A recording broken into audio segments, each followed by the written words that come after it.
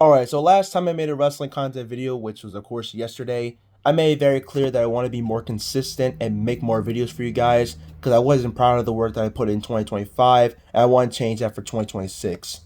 So, I am here making a video about my review about NXT New Year's Evil last night, not just because I want to, but also because it is freaking necessary because my god, a lot happened on that show. I know you already see the thumbnail, but let's get to the whole review of the show before we get to the main topic. So we kick off the show with Thea Hale versus Blake Monroe for the NXT Women's North American title. Well, that's what we thought at least, but Blake Monroe attacked Thea Hale from behind after the advice Ava gave her last week, making it clear that she wants to see the glamour. Well, what we saw was not the glamour. We saw the woman from hell, and she beat the dog shit out of Thea Hale, making it to where the match was called off, and it did not happen. And then Ricky Saints came out, being an absolute troll, trolling the audience, saying how he took Javon Evans out of NXT, but he took Trick Williams out of NXT, and that he also beat Obafemi and all that. Just ways to heat up the crowd, get that heel heat in, and then of course leave. And also, don't get me wrong, as much as I appreciate the fact that they gave Ricky Saints some TV time for this show, what I did appreciate more was the fact the crowd chanted Zilla Fatu's name. Please, for the love of God, Shawn Michaels, put Zilla Fatu on NXT right now, because I need to see that match so badly. Up next is Izzy Dame versus Tatum Paxley, and I feel like this is one of the long-term storylines that has worked very well. I really enjoyed what Tatum Paxley and Izzy Dame has done, especially Tatum Paxley.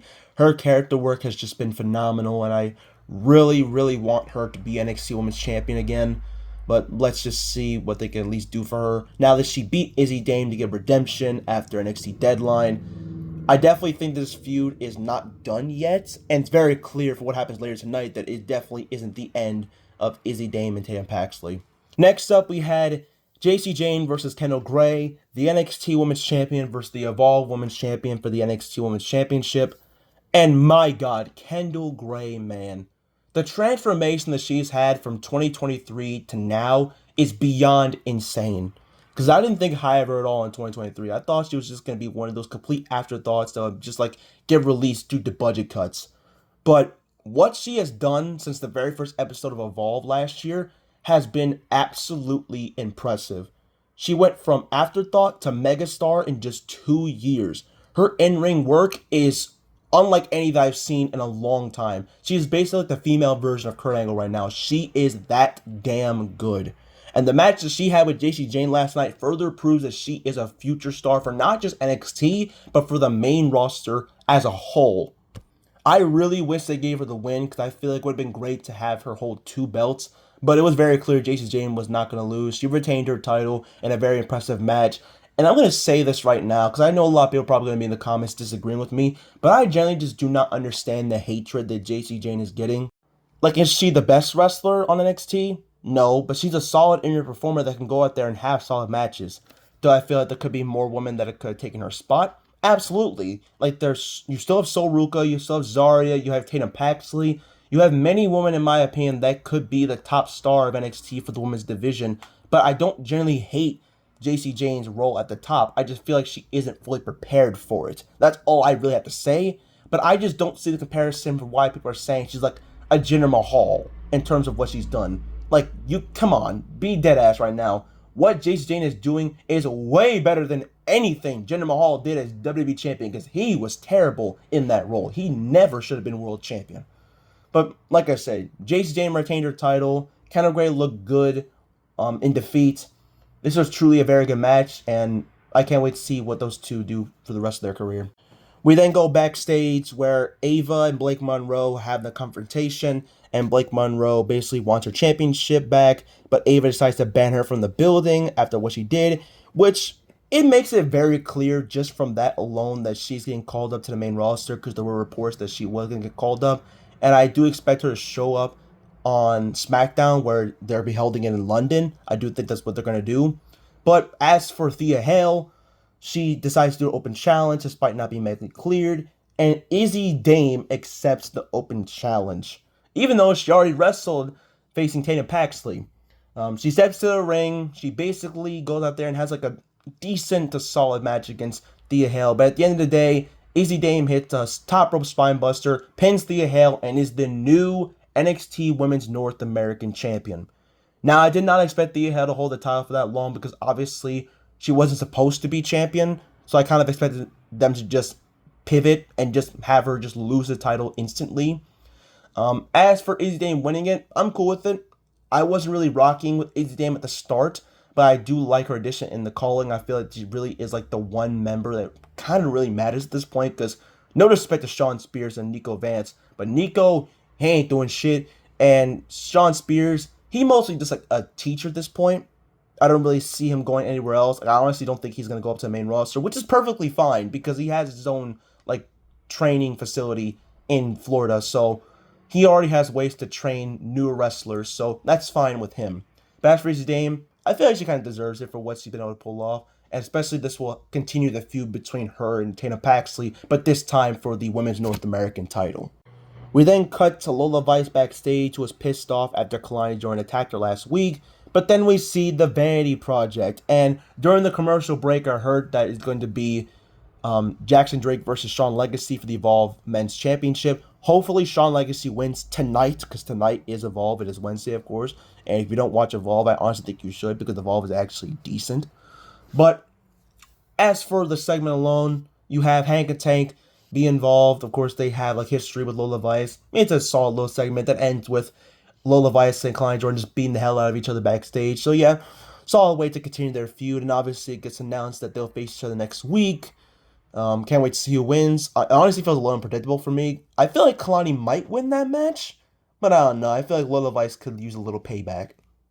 We then cut to a crazy-ass segment where Ethan Page is in the ring celebrating his victory against Moose last week, and then you get a whole lot of wrestlers showing up in the ring. You have the Speed Champion, Jasper Troy, which, I'm going to say this right now, why is the Speed title still a thing? Like, it's no longer a thing on Twitter. I don't know why they still have the Speed Championship existing. Like, I appreciate them bringing it down to NXT to try and bring some relevancy, but who actually cares about that title? Who actually cares for the men and the women's Speed Championship? It adds nothing to the brand, in my opinion. So, people like Jasper Troy and Fallon Henley, them holding those titles, it just feels worthless. But anyways, back to what I was saying. Jasper Troy is in the ring. You have Josh Briggs come out. You have the international champion Stacks. You have Taven Heights. And then you have Shallow Hill appear. And this might be a hot take, but I am not a fan of Shallow Hill. I do not like his gimmick at all. Like, the whole part of it, like, where his teeth fall out, and that he was toothless, and all the vignettes that they did for him, it creeped me the hell out. It made me feel weird, and I just wasn't a fan of it. And I also am just not a big fan of him in ring-wise. But it's NXT, though. He definitely can get better because, obviously, they have the Performance Center. So I'll give him a little flack for that. But in terms of his character, it's already off to a bad start for me. But it ends with Shallow Hill standing up on tall after a brawl. He holds Ariana Grace, and his tooth falls out. And when I saw that, it just further proves the fact that it's going to be really hard for me to take this guy seriously and really just actually think that I could really actually care for him as a wrestler. But whatever. Shallow Hill gets his moment. There's going to be an international championship match between him and Stacks next week. Oh God, just me talking at this point about Shallow Hill just to make it even worse. I'm just going to move on. We then go to a backstage segment where Joe Hendry's calling out Dion Lennox and wants to face him next week in a no DQ match after Darkseid attacked him last week. But Ava is very skeptical, of course, because obviously with a no DQ match stipulation, Darkseid can get involved whenever they want. So Joe Hendry decides to go talk to OTM, which convinces them to help him out so they can get a tag team title shot against Darkseid, and they accept. And then we get to JC Jane and the rest of Fatal Influence backstage, and you see Zaruka pretty much making it clear that Zaruka wants to face JC Jane for that NXT Women's Championship. I do potentially think that she might get a shot at that title. She may beat her for the championship, but they also may have Zarya just turn on Zaruka and have that be a match to stand deliver, but we'll see what they do. Then it's time for the main event. It is Obafemi versus Leon Slater for the NXT Championship. And watching this match, It got very, very uncomfortable, man. Because Obafemi, he was dog walking Leon Slater to the point where it almost felt like he was murdering him on live television. Leon got his comeback, but Obafemi continued to prove why he is one of the most dominant threats in all of NXT's history. And he walks out still a champion after one fall from grace. Leon Slater put on one hell of a performance, and I really appreciate Shawn Michaels and the rest of the NXT crew for having faith in Leon Slater. Like giving him a chance to be actually making appearances for NXT, especially Saturday Night's main event as well, because I was at the event and he had a fantastic tag team match with him and Javon Evans versus AJ Styles and Dragon Lee. They absolutely tore the house down. And I'm so glad that Leon Slater at such a young age is getting this opportunity. I do think that he might lose the X Division title in the triple threat match that he has against Cedric Alexander and Moose at Genesis. I feel like they might put the title on Cedric Alexander. But even if he does, or even if he doesn't lose, I'm proud of everything he's done at just 21 years old. But the main topic and why you're all here. It cuts to Ava talking about the fact that they've lost major stars. They lost Trick Williams, Javon Evans, Jordan Grace, Last Legend, all those major stars. They all got called to the main roster, and that they're planning on making the Evolve talent now get showcased on NXT. But Robert Stone tells Ava about what Obafemi just did, and you can see that Oba left the NXT title in the ring, making it clear that he is no longer champion, that he vacated the title. And it cuts to the title being left in the ring, and you see Tony D'Angelo in the crowd staring at the championship, making it clear that his intentions are to finally win that NXT title, and then it cuts to black. Yeah, we lost Obafemi, Trick Williams, and Javon Evans. Three major stars for NXT are now on the main roster. That is very major blows. I will say Jordan Grace was necessary because she wasn't really doing much NXT. But those three, those are like the main three that helped carry NXT, carried the weight on their shoulders, especially for the men's division. Because one of the main criticisms that NXT does get is how weak their NXT men's division is. The women's division is great, but the men's division is a constant struggle.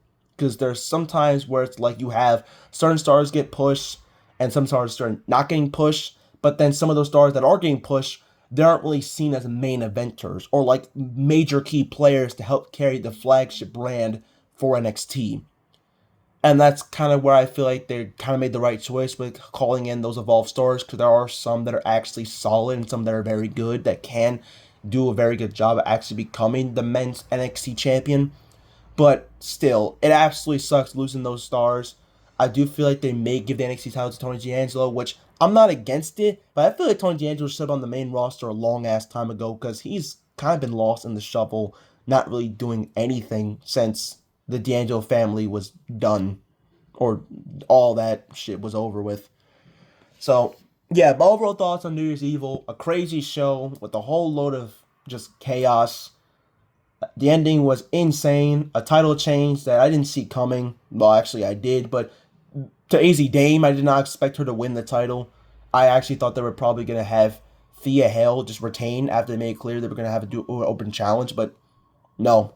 They actually had her lose, which was crazy. But yeah, that's my overall thoughts on New Year's Evil.